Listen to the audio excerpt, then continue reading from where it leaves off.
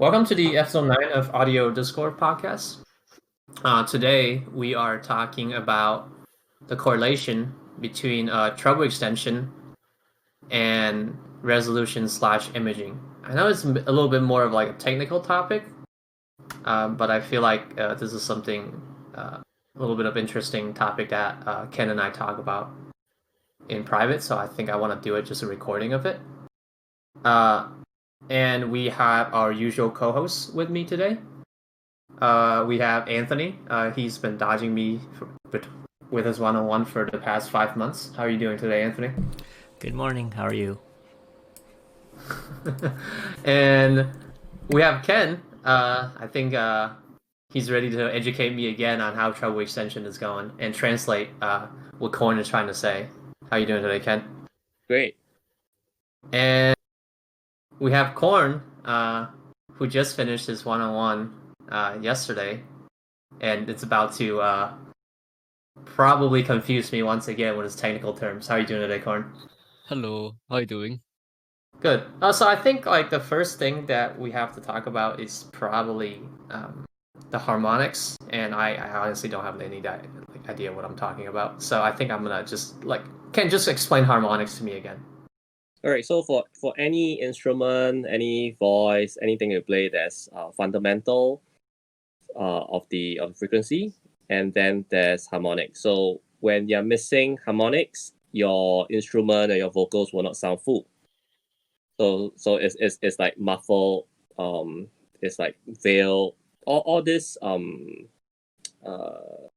things that you encounter when you hear an IEM feeling low res. All this can be attributed to lack of treble or bad treble.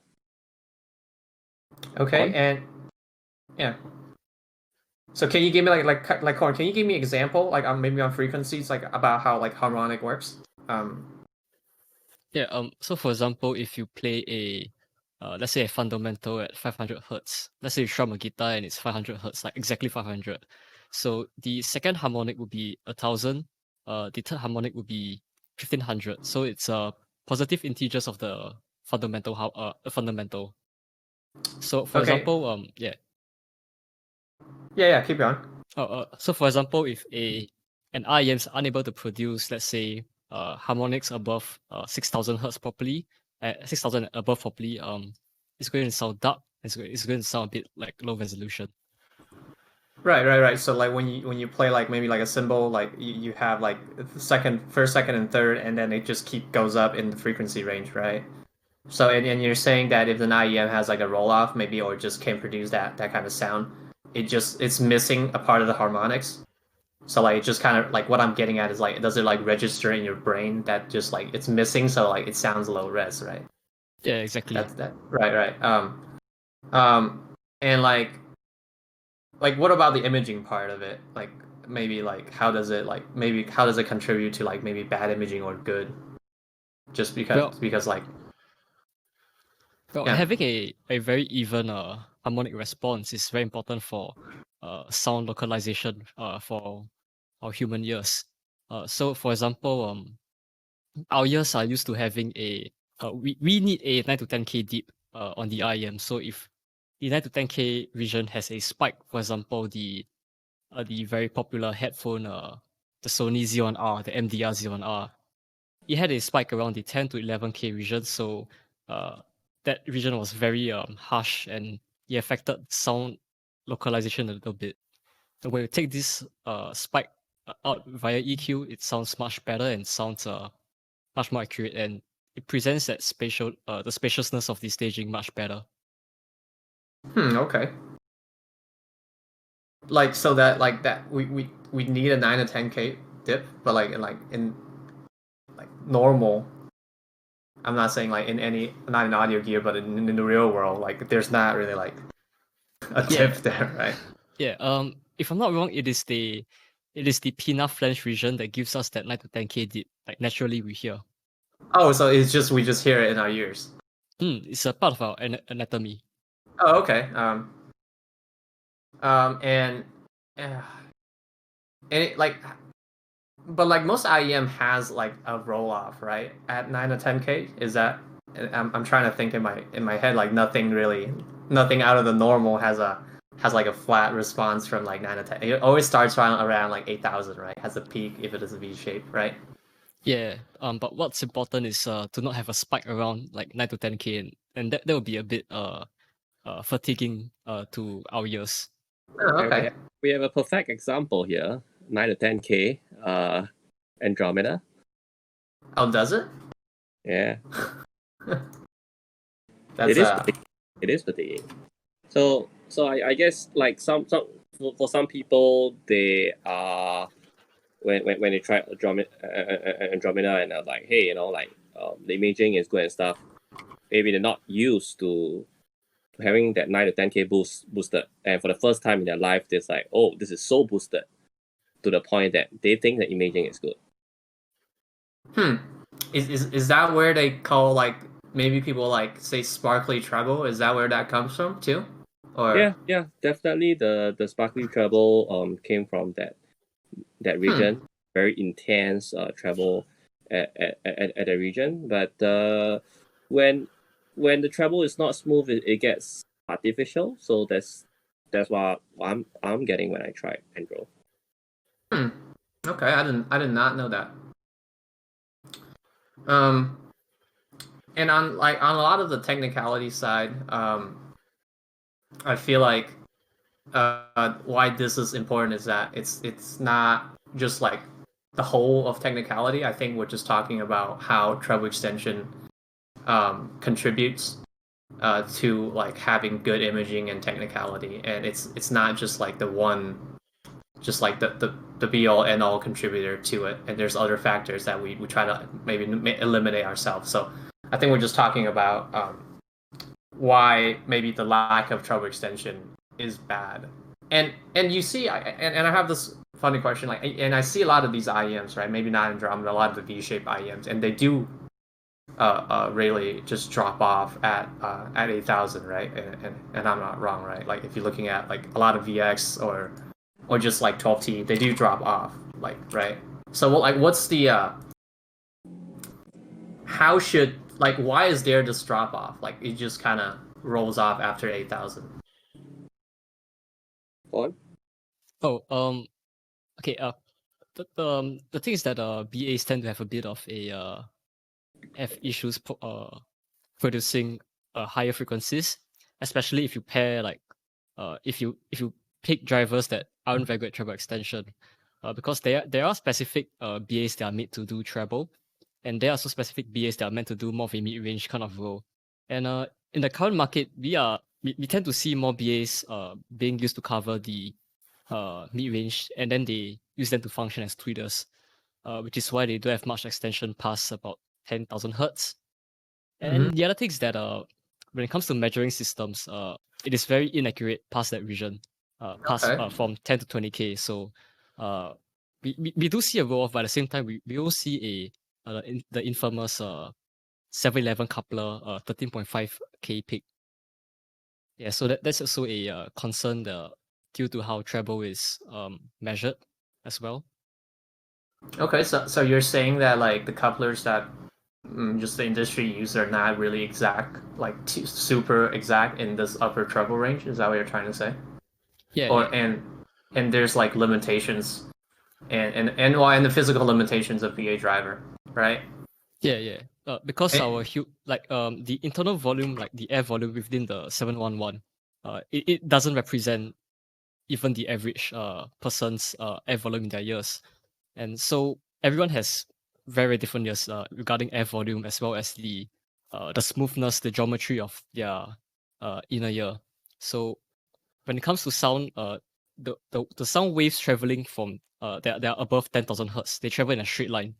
So if your ears bend, or if your ears have uneven have like uneven ground, like in a sense uneven ground, the treble will start to in a sense diffract, and then they reflect in ways that it is hard to predict through a coupler. So what you see in the graph is not what you hear, unless your ears are exactly like the air volume in the 711, which is very unrealistic. Okay. That sounds And I know that Ken did tell me that you have a funny ear, right? Well, not funny ear.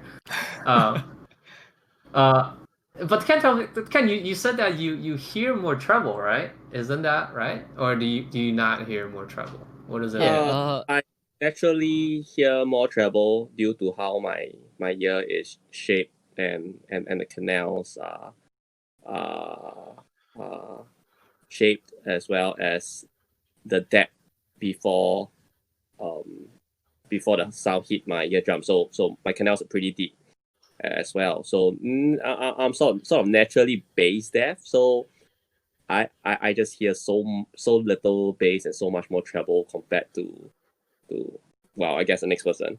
And because of that, irregulars and treble spike or too much treble really gets fatiguing and can be really annoying sometimes. And just when we talk about treble, so from 2K onwards, certain IEMs have a huge mountain like Andromeda, you know, and then or any other V shape, and then a severe roll off. So all this very what do you call it, mountains and valleys are pretty detrimental to how I perceive sound. So maybe another IEM that has maybe not a lot of treble, but is consistent. So maybe let's just say 4 to 6 dB above the 1K mark from 2 kilohertz all the way to 10 kilohertz. Now that's something that will sound pleasant to me. Yeah.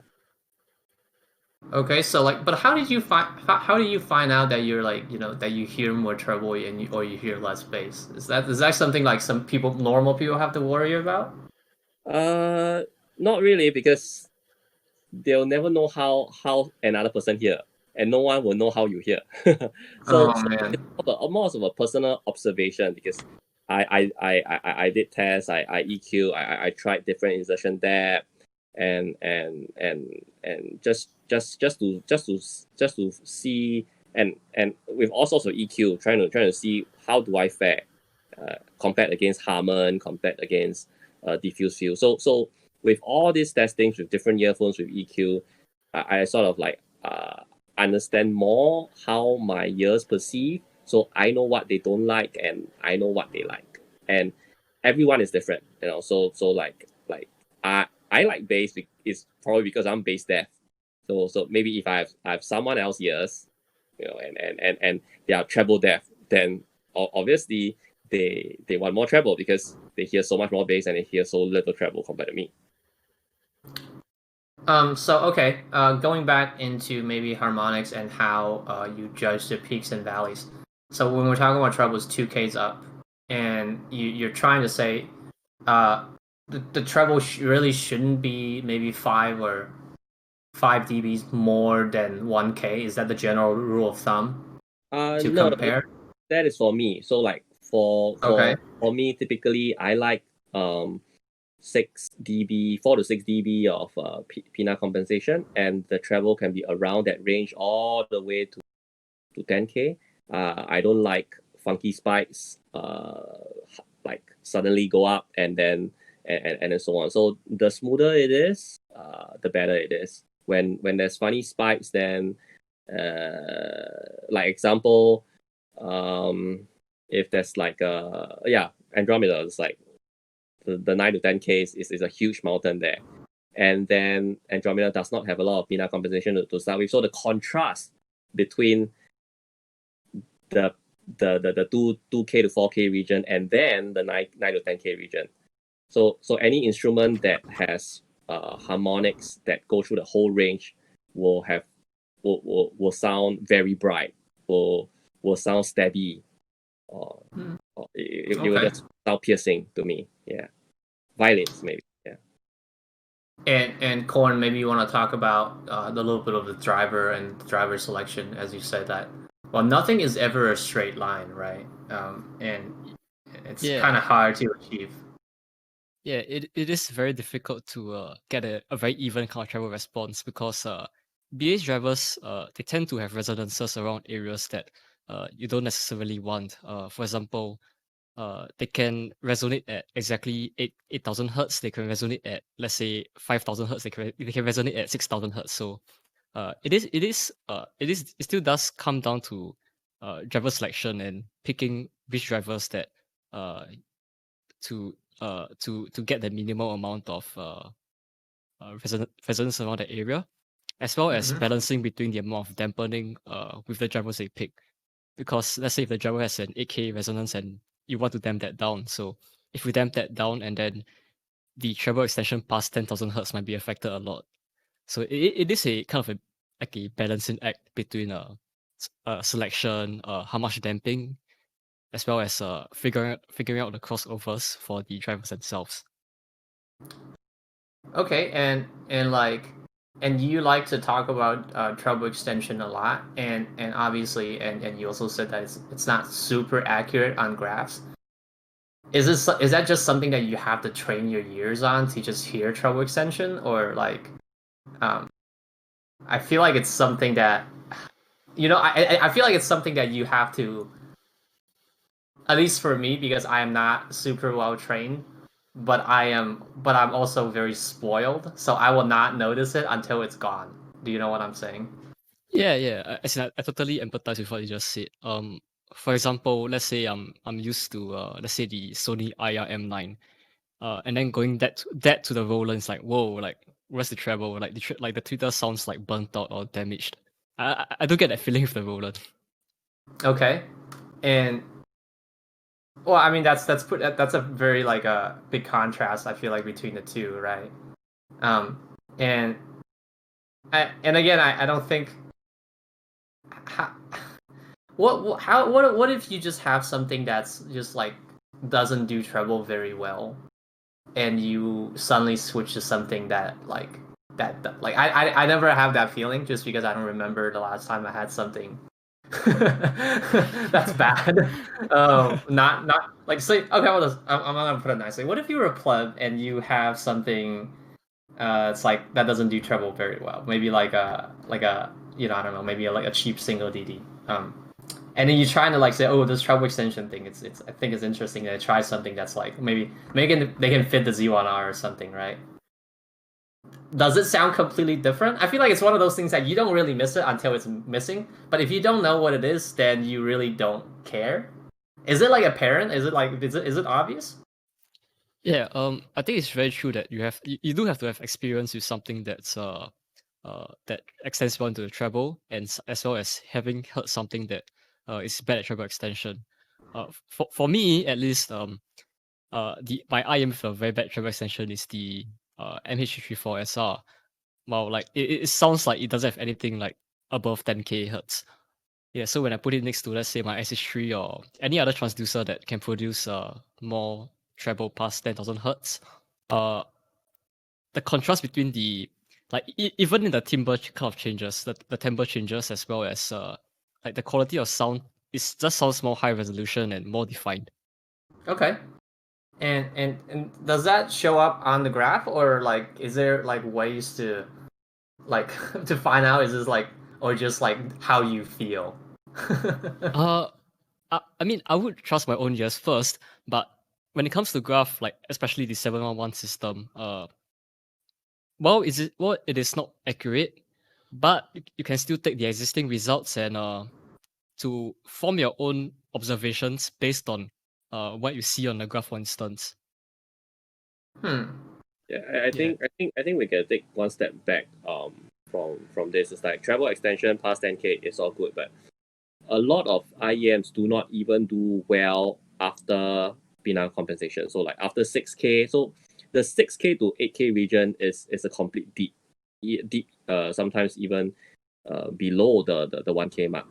So for some people that came from IEMs that are like that, and then they tried something like C1R, VX, even Andromeda, it's like, whoa, this is just so much more treble. So, well, two things can come out of it. They can either love it because, oh wow, imaging is all good and stuff, or they'll be like, this is so bright that they can't listen. So there's a very fine line between how much treble a person can take and how much define good high res or better imaging. So the amount of treble is one, but the quality of treble is another. So you can have the same amount of treble, but very unrefined treble, very crude, very rough treble, very grainy treble. That does not contribute to high resolution. You will still get very cloudy feeling with the vocals. And I think that's very one good example is Andromeda. The vocals are just not clear, even though it has so much treble. I think you like to pick on Andrew a little bit too much. Yeah, I think yeah, of course you need to have the treble there, and it's all about like quantity and quality thing, right? And I think why don't we maybe just wrap up if you want to wrap up again how like maybe the harmonics can play that you gave me to talk about how harmonics can play into having good imaging and good resolution. If you want to just wrap that up, and we can maybe go give the viewers some examples on what's good or bad treble. Right. So just now when mentioned something playing at 500 hertz, so let's make it slightly higher. So something that plays at 2 kilohertz. So second would be 4, and then 6, 8, and so on. So if an IEM can't even do 6 to 8K, that instrument will sound hollow, will sound it will not sound full. It will sound something is missing. It may sound lower than what it should be. So imagine if your violin has no attack, sloppy, very blunted, and your violin do not feel, it just doesn't feel high at all, because violin attacks are supposed to be clear. They're not blunted instrument. And on a good recordings, you can even hear the bow moving, so to speak. But without the harmonics, without the 6 to 10K or even beyond, and those will just be completely missing. And for the treble extension, we talk about how our brain perceives staging and stuff. So like when in real life, when you go to a real concert, you hear whatever is available. Of course, everyone's hearing is different. Some people can hear up to 16K, some 14K, and so on. But definitely, most people can hear up to 10K at least. And so when the information is missing from the transducers, when you hear, your brain can't make out what is going on. Your brain can't pinpoint where are the instruments or where are the vocals coming from. But with proper amount and quality of treble extension or treble 6 to 10K even, not even treble extension, of course, and you're better with treble extension. Your brain does not need to work so hard to create an image, so you can close your eyes and you're like, hey, the instrument is somewhere to the left. It feels like it is 5 meters away, and so on. So that's how speakers work. So in IEM, it's translated in a smaller scale, but it's pretty much the same fundamentals there. Okay, Corn, anything to add? Yeah. When it comes to IEMs that I just want to discuss, like when it comes to IEMs that have this huge like 15K spike on the 711, like 15 to 18K. For example, the U12T. What I hear personally is very different from how some people perceive it. Like for U12T, I hear the cymbals as being like extremely sizzly. Like they got that sizzle, and I wouldn't say air, but sometimes that sizzle can be a bit splashy sounding, where they like tend to dominate the stage. So I want to hear how you guys perceive this kind of treble, specifically the U12T. U12T. Maybe just take a step back, because like even the Andromeda at the 10K region, I get splashy cymbals to start with, and in fact U12T does not give me that same effect. So I'm like, I haven't talked too much yet, but I agree. The Andromeda, I do hear kind of the splashy cymbal effect. With the U12T, I actually find it pretty laid back in the treble region. So yeah, I don't hear any upper treble and any annoyances in that area to me. I feel like you really don't get a lot of that upper treble from U12T unless you listen to a lot of like maybe like synthesized music. Like again, I really don't have problem with 12T, and I don't find it like treble or splashy or anything like that. And I don't want to dig on Andromeda too much, but that's like pretty much the prime example of like some people like it, some people don't. I really don't. I don't mind it, man. I don't think I mind it more than like the three of you here. I feel like this is not a deal breaker for me. Again, I'm not sensitive to treble. I think just because I own VX, and that's just like really aggressive when it comes to that. So I really don't mind like having like maybe I'm just so used to it. I don't know, man. So U12T may not have the most even treble, but it's still relatively good. And yeah, like what Ann said, I don't find it over easily. It is smooth enough, but of course there are better treble or treble extension or better implementation, better quality from other IEMs. But I think U12T can be a good baseline to start with. Like if it's not as good as U12T, then we have a problem. Yeah. A $2,000 baseline, right? Okay. Yeah. So what? Go ahead. Yeah, I think, I mean, part of it also, like we mentioned earlier, has to do with your ear anatomy too. Some people are just more sensitive to certain frequency ranges than others. Like for me, the Andromeda, where it peaks up, that's probably where I'm most sensitive to treble. Whereas like maybe 5K or maybe I don't know, 5 to 6K, I'm not as sensitive as other people are. So I think that plays an effect in it too. And go ahead. Yeah, as in when it comes to treble past 8K, I do hear it quite differently from you guys. That's what I feel. But when it comes to treble, let's say around the 2 to 8K, that's where I find that impressions or reviews are more consistent in that regard when it comes to differentiating at the quality of the treble from earphone to earphone. Yeah, because we go back to how your ear canal is shaped, right? You talk about whether how bendy they go, how straight, and we talk about how wide or how narrow the ear canals are. And in my case, my eardrums are pretty deep in, because when the folks did my ear impression, I was like, oh, this whole thing is in. Is it hitting your eardrum yet? And I was like, oh, okay, yeah, it's hitting the eardrum now. It's like the whole stick is in. And I was like, oh, okay, so my eardrums are pretty deep in, and my ear and my ear canals are not narrow at all. They're pretty wide, and yeah, so all this can contribute a lot to how we perceive treble. So like what Con say, like that's why to 8K, generally to 8K is closer, but the moment you pass 8-10K, is very different.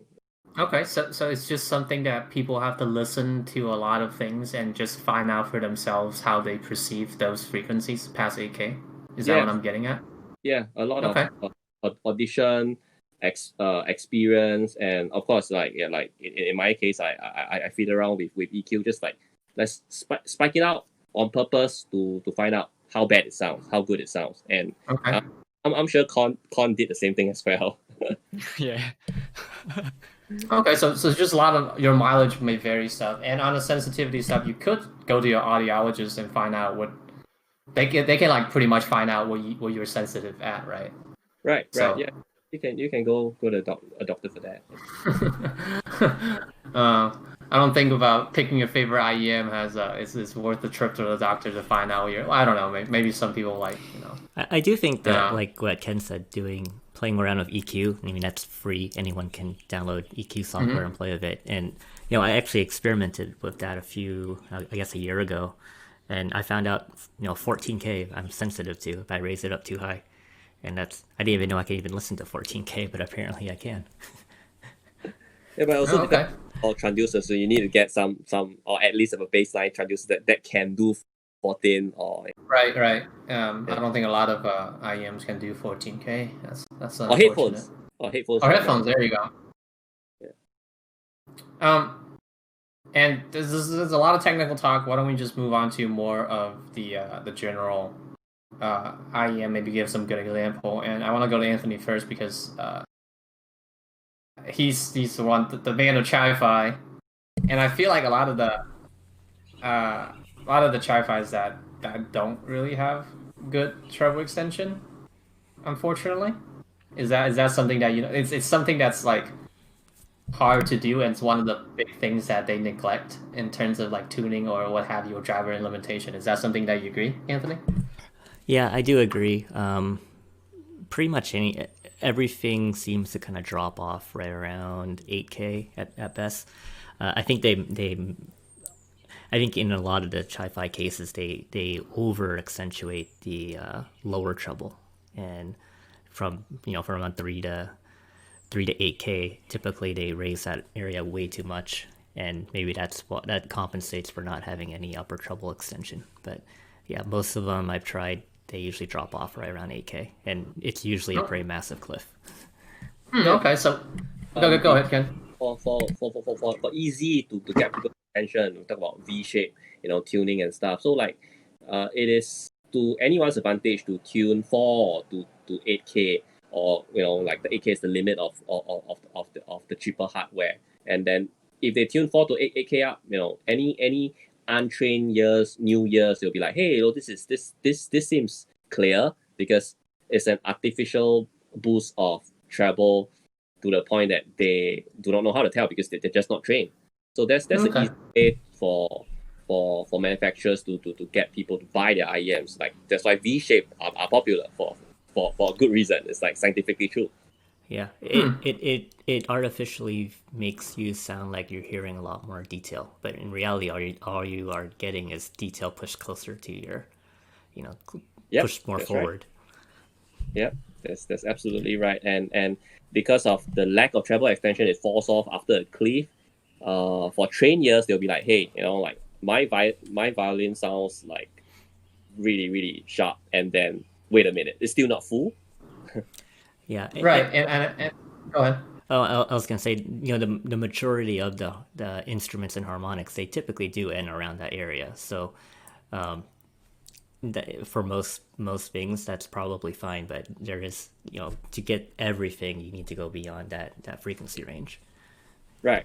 Because most stuff do end around 8K. So that's why most people can get away with it, because, well, if you're not listening to full orchestra or certain instruments, and even if you listen to synthesized music, you just never notice that it goes beyond that, unless you have transducers that goes beyond that, or you've been listening to speakers, or you go to a live concert and be like, hey, this doesn't sound right, because this doesn't sound like what I heard at a concert. So does it ruin your cheap IEM experience if you're?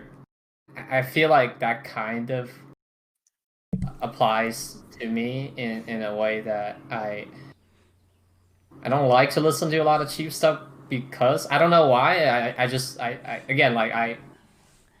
feel like that's why I get, like, when Ken was talking to me about treble extension and that stuff, is because I'm fortunate enough to have 2 IEMs that's like very well extended. I just don't like to listen to like the cheap chi-fi. Like I put them on, like, this is missing something, and for the longest time I really can't say what, and I just like, this sounds bad. So now you know why, because you didn't know why, right? Right, and the 8K boost is kind of like a cheap trick, and I feel like what I feel is that I feel like it really amplifies the problem if you are very used to having treble extension, because you're so used to having it. So you have a boost all the way up to 8K, right? And if it drops off a cliff, it really, like, the problem is really like in your face. I feel like it pushes everything forward, but it also pushes the fact that it doesn't have treble extension forward. Is that something that's also the case? Yes. absolutely right. That is for trained ears. If you are your ears are untrained, you'll be like what I mentioned just now. Whoa, so much details, and then bam, they I don't think I'm trained at all, though. No, but I mean, But when I you're think used to train is like things that you've tried. If people didn't go to concerts and stuff, and they were hearing out of cheaper earbuds or bad speakers, and they never knew that the instrument actually goes up beyond 10K. So when they heard a typical V, be it the BH35 or not, they could be whatever brand that is V shaped and then does not have treble extension, and they'll be like, hey, on the first audition, they'll be like, yeah, this is clear, man, and I hear everything, but they hear everything, or do they think they hear everything? I feel like it's more like of that meme, that the first world problem meme that you have is like, I'm so used to treble extension and I can't do without it. The lady with the face, with her hand in her face. I feel like this is what it is. And if you like, if you don't want to know, like, it's better not to. This is such a it's such a strange, like, a first world problem topic, I think. It is. I mean, this is like you know how they say in the audio world, you're reaching for your last couple percent. This is the last couple percent. This is one of the last 5% that one of the components of that 5% that we talk about is getting the extra air and extra harmonics. Not 5%. Yeah. Okay, so people, like, again, like, depends on how much you value your harmonics and your extension, and hear the completeness of the music, whatever you want to put it. Mm-hmm. Yeah, maybe Anthony says like 5 and Ken says like 30. I don't know. I don't like I. Yeah, it's hard to quantify. It's hard to quantify. These are arbitrary. Right. Yeah. So I guess back to your question you said before, whether you can tolerate less or worse. I think for me, having products from various price ranges and various qualities, I still think there's a use case for the I guess chi-fi that's doesn't have the treble extension. I mean, if you're for like doing active things, I don't care. I'm focusing on other things, so I don't really necessarily am doing critical listening where I need to care about the upper treble extension. But yeah, if I'm going to be critically listening to something that I want to focus on, yeah, that it's going to be ingrained in me to want to have that because I'm used to it. Yeah, you sure? Because I want to say I almost crashed on my bike when I was listening to your Uranus. Just because it sounds so like off. Like it's so confusing. Like the sound is so confusing. Again, I'm not trying to like really exaggerate the problem. Like, I don't listen to it for too loud, but when I'm cycling, it's just me really early in the morning, and there's nobody on the road, and like I'm just riding in a straight line, and I can listen to music. But like, dude, that thing sounds so off, right? I don't know how you can like forget about, like, again, like, I don't think anything sounds that wrong except for that Uranus. It just has so much roll off in both ends. I'm like, what am I hearing? No, here? I mean, that thing has other issues too, not just treble extension. but the baseline is different for everyone, right? So like we talk about the common folks, they go to the gym and whatever, and they have a true wireless, and well, most true wireless or any earphones that range 200 to 300 or under 200 to 300 US dollars, and yeah, they do go up to 8K, and it will just work for them. If they're not doing critical listening and they can hear their music, they are happy because they do get a big part of what they're supposed to hear when it goes up to 8K. But like what Anne say, if you're doing critical listening, or you're just chilling out at home or whatever, and they're so used to knowing how the real instruments sound like in real life, or you have heard really great speakers, or you have good headphones, and then you'll be like, hey, something is missing here. So in your case, your baseline is high. You having VX and C1R, so it's like anything below that, you'll be like, this is so wrong. Well, I think maybe and maybe not. But I think a very good test is that a lot of people have a 755, and I feel like it's a very popular recommendation, and I have them too, and I don't mind it as much, and I do get it when if I'm doing stuff, I don't mind listening to my 755, but if I'm sitting down, it's a very funny test that I don't think 755 does anything past 8K. Yeah, it has nothing past 8K, nothing.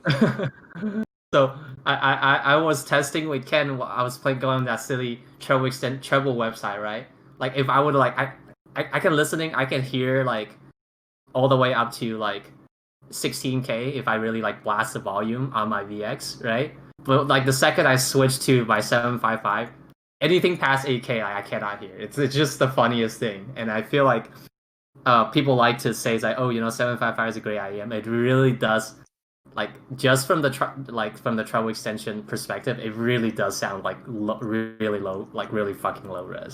It's just, but again, it's like it's like fucking $7. I can't complain about that. Or $40 if you buy the Bluetooth adapter. Right, it's $40. I can't complain about it. I feel like that's a lot of like the single DD the cheap single DD problem, right? Yeah, because it's all pegged to the price, right? If it's cheap, they don't expect to have treble extension pretty much start at the I don't know, 300 400 USD kind of range. Yeah. Oh, okay. Well, what's a good like recommendation then? Do you guys have a good recommendation for like a cheap IEM with like good treble extension if people like want to like maybe experience quotation mark? Ooh, cheap and treble extension don't go very well together. The Eco OH10. Oh, right, that has pretty good treble extension. Yeah, it's a bit too much sometimes for me. Yeah, I like it. Yeah, but yeah, on certain songs, on certain tracks, it can be a little too much. It has lots of air, so to speak, in the 10 to 12K region. Yeah, that creates a lot of air. Okay, Anthony, any recommendations for cheap IEM with maybe good or above average treble extension? I can't think of any off the top of my head. Not off the top of my head. I have to think about it a little bit more. One thing I do want to mention is it does also depend on what the source material is too. If you have a compressed MP3, they tend to cut off the upper treble area as part of the compression process. Or if you use Bluetooth, that they also tend to cut off the upper treble and lower bass areas. So that also could play into how you've experienced digital audio before. Yeah, I mean, I always listen to Tupac upsample at the SD album, so I don't know what you're talking about. Yeah, but I mean, for the folks who are using wireless and stuff, yeah, Bluetooth compression will take out, MP3 will take out. So typically, most of this compressed stuff, you definitely have nothing after 16K for sure, and then 8 to 16K will be reduced. So if the source file is reduced, wireless compression, Bluetooth compression is reduced, and then you have your earphones reduced. So after all the reduction, your 8 to 16K is like nothing. Okay. You guys all watched that Sony high-res marketing video, right? Is that what that is about? Yeah, I mean, they have that, what's it called, HSEXX or whatever it's called. No. I mean the 24-bit thing. Oh, yeah. Or... Yeah, but is that what it's... It is, I think. I mean, they also have that in their digital audio players, and I think some other apps. They have a little filter that you can turn on that basically it's supposed to make compressed audio sound more uncompressed by basically filling in the upper treble region with some data. I'm not sure what they do, but they add data into the area to give it more treble extension. Does it sound better? No, well, I don't know. I tried it. It depends. I think it depends. Some sound worse, some sounds better because they're just trying to use an algorithm to guess what are being taken out via the compression and try to put it back in. So if they made a good guess, it will sound better. If they made a bad guess, and it's worse. Yeah, I will say it definitely sounds more like it depends on what. I haven't tried it on my 1A. That doesn't really make too much of a difference. I think it has something to do with like how well they can process that music. But it does kind of work on a Z1, and on a TAZH1ES. Jeez, man, dude. Yeah. Basically, the Sony headphone amp, yeah. And so back to what I was saying just now about the compression and stuff. So, well, I mean, source file can be important and things like that. But I personally think, and I've tried with better transducers, you can be using MP3 and it will sound way better than transducers that can't do treble extension, and you have the best, so to speak, lossless and all the expensive players. You can be just using dongle and MP3 or Spotify with good transducers, and you'll get better results. Right, and this is really like the last 5% that people are talking about. Like, this gets really, really expensive. Like, you're going into like, oh, just having my phone in a dongle into maybe like a $200 IEM, and maybe if you really, really want that transducer, you're like, I don't know, man. If you want to get that $1,000 DAP and buying FLAC albums and and having a $2,000 IEM, that's really. I mean, there are other things why you want a more expensive IEM, but like to get that last maybe 5%, as Anthony said, you really do have to put a lot more money into that, right? Yeah, just like any other hobby or any other thing that you buy, usually the top performing stuff are like 5, 10 times, 20 times more expensive just for that last mile. Yeah. And I like to, like, with the treble extension thing, and I like to point out that now Ken probably like to talk about this, the Sonian EST drivers. They were supposed to, right?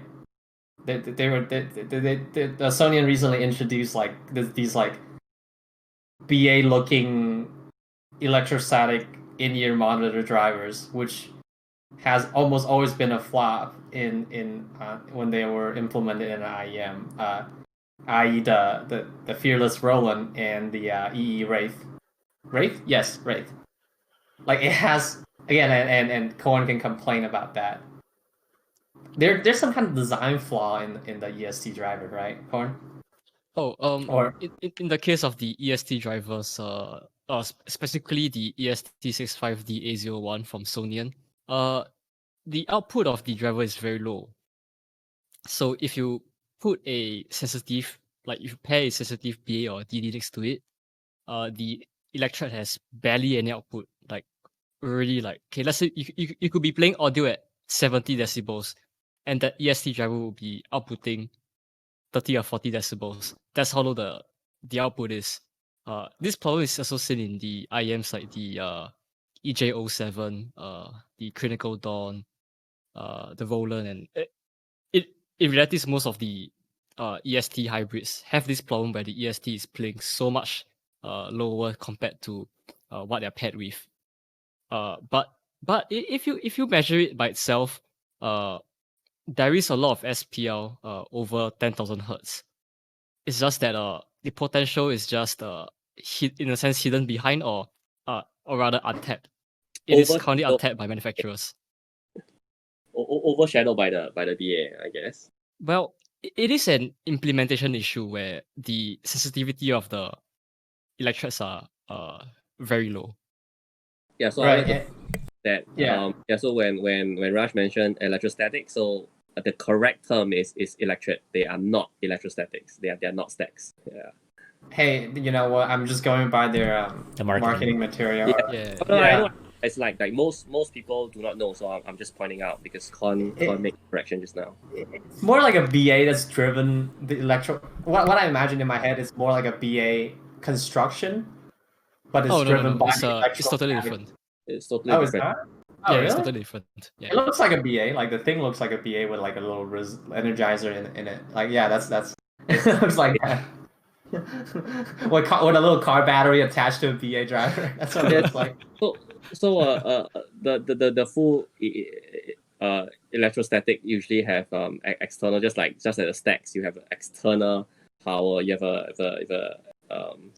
an external bias, and you drive it up to really high voltage with another power source.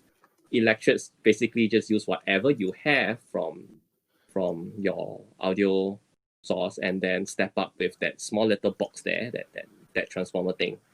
Yeah.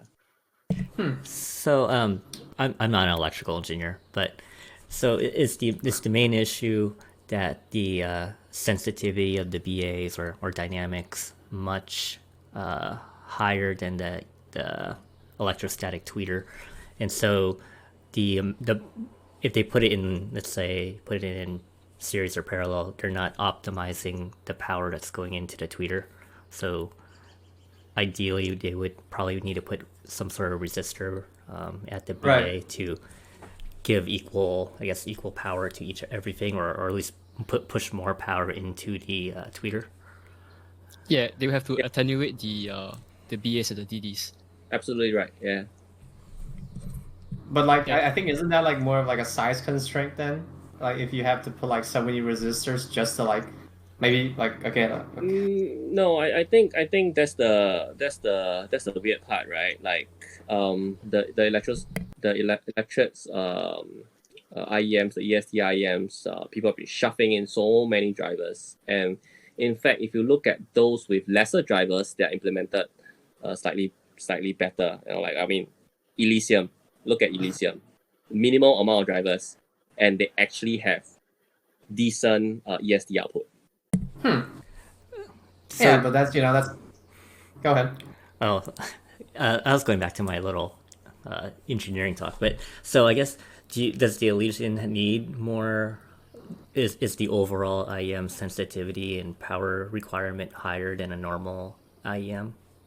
Yeah, it is. It is very sensitive compared to most of your typical IEMs out there. Okay. Yeah, but it's still easily driven to a certain volume. However, well, in the case of Elysium, it's not the EST that's giving it problem. It's the DD.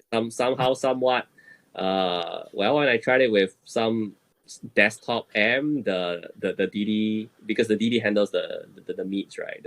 So more like a full range. Yeah, pretty much a full range. But the meets are generally handled by the DD, and with a lot of sources, the vocals just don't sound good enough. But with a desktop amp, it sounds much better. But I'm like, hey, it's supposed to be portable audio, so yeah. Nah, that thing sounds low res as fuck, man. Like, I mean, it sounds pleasant, but like, ooh, and you don't complain about like I have 12 volts on my DAP. It has enough power. It sounds like really. I think that's a good implementation of the EST driver, but like I feel like it's and I don't know how much Ken wants to talk about his favorite brand. I think the VE Elysium is the baseline where what every other manufacturer should try to at least reach. But even let's look at Kinera, Nana. Most of the EST implementation cannot even match up to Nana. Yeah, and Nana is G5, right? So you wanna tell people how much the Elysium costs again for your baseline? Elysium, how much is it? Like $3,800? I think it's $3,500 US. Yeah, it's around like there, really yeah. high 3,000s. Like that's. I'm seeing 3680. Yeah, there you go.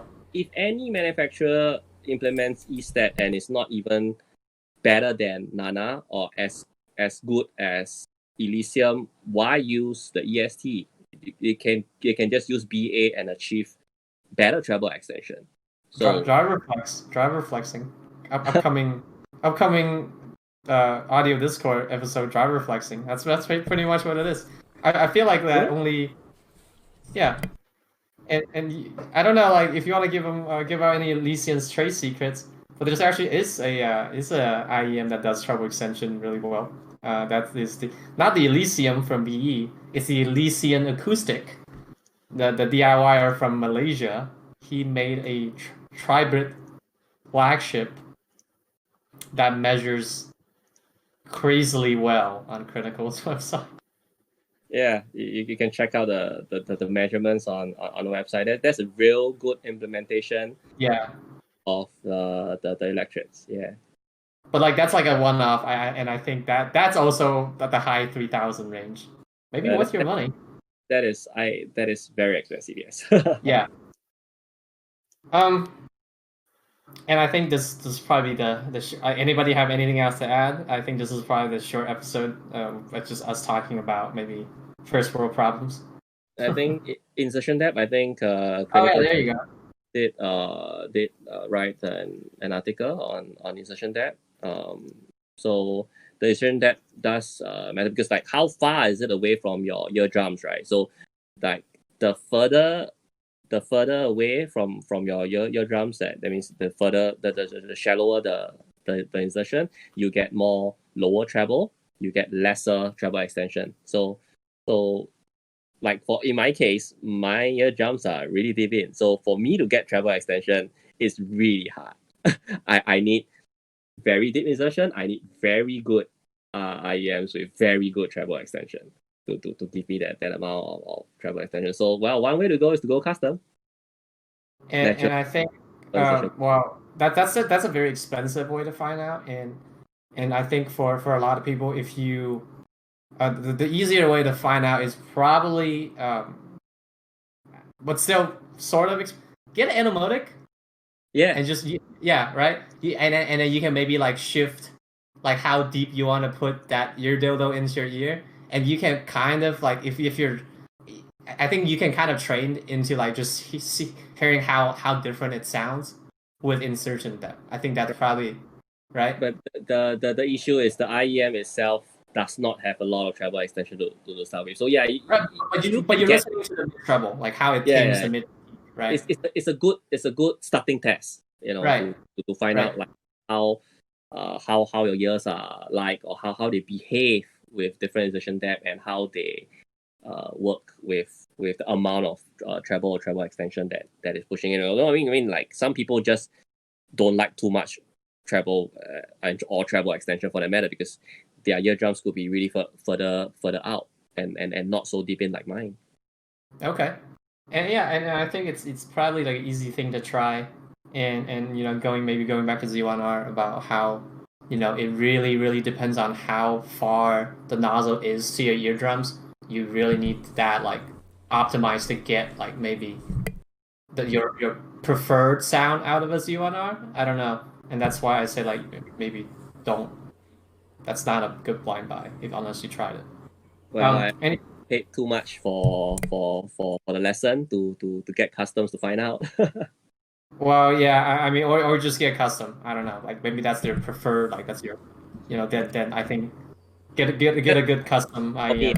I do not have any other way to get better treble extension. I can only use custom. Yeah, maybe sometimes you're just fucked up like that. I don't know. Too bad. Sucks for you, Ken. Yeah. Sucks. And actually, you know what? I want to go to Anthony. Yes. Because you don't have it anymore right now. You have your universal viento and you have your custom viento. Yep. Is that different? Like, is that super different? It's a little different, yeah, for sure. I think in my case, my ear canal, my ear canal is narrow and also has a sharper turn, and I think it's a little bit more of the first bend is a little bit shallower than normal. So you compare mine to probably yours or Critical or someone else, it's like much more bent than straight. And so for like the Z1R, I got pretty bright sound signature because it can't go in as far. With the Viento, the Universal, they make the stem as long as possible to try to get you to kind of replicate the sound that a custom would. And I think this is pretty much the case for a lot of demo custom units where they try to make a universal version of something that's made for custom. They just try to make it so it goes as deep as possible. But with my first bend being kind of shallow and also narrow, it made it pretty challenging to get a really good deep insert. So so stuff like between, I want to say around maybe 7, 8, 9K, that area was quite a bit more boosted than what a deep insert would sound like. So going from that to the custom, there was a little bit less sibilance in like pop music, where that area can be, for me, pretty sibilant on some tracks. I did lose some of that kind of airy, kind of forward harmonics that we talked about earlier, but I don't miss it, because this one just sounds a lot more clean and smooth, and just sounds more correct. Yeah. Okay. I think I would like to add is like example for Viento, it's designed as a custom, and quite a lot of IEMs, when the design is custom, when you have it in Universal, it is almost guaranteed that the treble will be more crude, less refined, because of the insertion depth. Like there's no two ways about it, because of how it's designed, and often even with Universal IEM, like example in the case of Ziwana, yeah, a deeper insertion depth, you will definitely get better treble extension and smoother treble. It's just science. It's just how the sound waves move, and and how they react with your canal. So there's no two way about it. I guess the lesson is that to buy a very expensive IEM and buy it in custom. Is that our to get treble extension? Is that the recommendation here now? No. It really depends on it. Like for my ears, I tried, and it's like there's no way for me to get better treble extension than custom, because of how my ear shape. I can't even get most Universal don't work for me in the first place. So I'm like, okay, screw it. Just go custom, and that's it.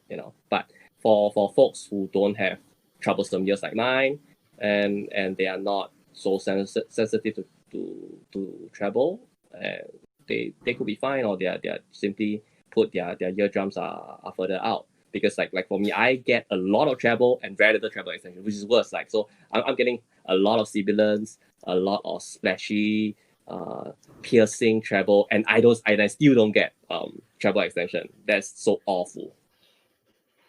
Yeah, just getting expensive custom. Anything to add, Corn, or we can just call it this one. So from what I gather from this session, buy a custom VX. There you go. Thank you. That will be the end of this episode. Just buy a custom VX. You'll get the best treble extension. It's only $2,800. Yeah, it's not not that expensive. It's just the little things that you have to do to get the last 5%. Well, I mean, AK players are more expensive. There's so much more things are more expensive. There are people buying $2,000 cable, so why That's not? true. But then you can get a custom cable for it too. So Yeah. Yeah. to get that last 2%. I am really tempted to get my VX converted to a custom. Really? I am pointing every day to get his. But the thing is that I you know what, I'm okay with a shallow fit, and I know it doesn't sound as good, and I can get a deep fit with it, but it's just more fidgety. So I think like the annoyance of like maybe the not because if I want treble extension, I just can't move. I can't sit, I can't walk like I can't like just go out moving around having a jog with my VX. That's like I think my main problem. Does it break? If the I seal? get it does. Like if I talk, it will break the seal. That's the problem. Yeah, I can get really fit. Go ahead. I can get really good. I have like 15 sets of tips. I can get really good fit. Yeah. But it's just like I can't talk with them. Because then again, I must highlight one more point. Like, not all IEMs are made for custom. Like, some are made for Universal, and when you put it in custom form, you will have negative results. So not all IEMs can be made custom. I mean, for example, Edition Watts is stated that they design it in Universal is meant to be sold in Universal. They do have custom option, but they don't encourage it. Because it's designed, they guarantee to sound best when it's in Universal form. So similarly, it really depends on the manufacturer, how they design the IEM. So example, for Viento, it is made for custom. Yeah, and VX is made for custom as well, right?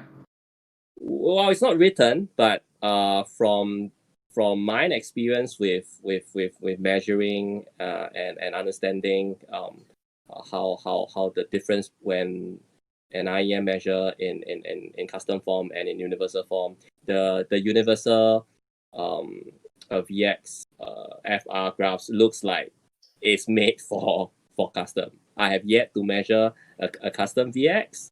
I would like to measure yours when you come to You know Singapore. what? Just get a custom VX. I think I think it's a small price for me to pay. It's about like 1,000, not like $300 for me to convert it.